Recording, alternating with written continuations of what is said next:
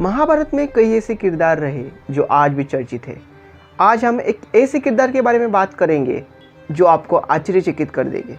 हम भानुमति के बारे में बात कर रहे हैं, जो दुर्योधन की पत्नी थी, लेकिन दुर्योधन से शादी उसकी इच्छा से नहीं हुई थी।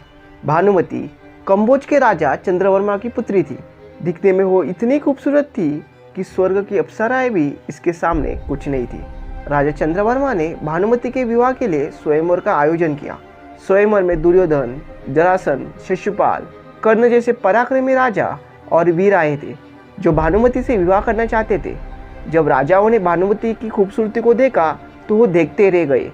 जब दुर्योधन की नज़र भानुमति पर पड़ी तो दुर्योधन का मन मचल उठा और उसने मन से ठान लिया कि वो भानुमति से विवाह करेगा। भानुमति जब आई तो दुर्योधन को लगा कि भानुमति उसके गले में वरमाला डालेगी, लेकिन वो दुर्योधन को देखकर आगे बढ़ने लगी।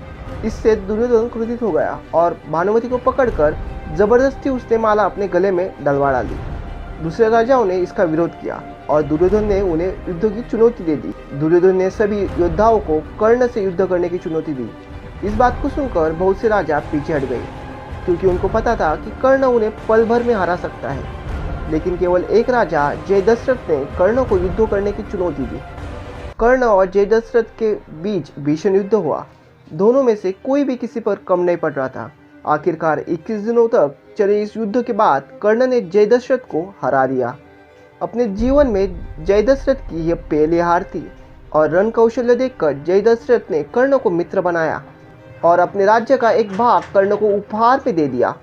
दुर्योधन और भानुमति की शादी हो गई, लेकिन उसका दिल कर्ण पर था। बात करें दुर्योधन की तो वो जिस पर भरोसा करता था उससे कभी नाराज नहीं होता था और उसे कभी गलत भी नहीं समझता था। एक बार कर्ण और भानुमति शतरंज खेल रहे थे। दुर्योधन के आने की खबर सुनते भानुमति जाने लगी। ऐसे में कर्ण ने उसे अपनी ओर खींचा तो उसका आंचल फट गया और मोती बिखर गए। तभी दुर्योधन वहां पहुंच गया।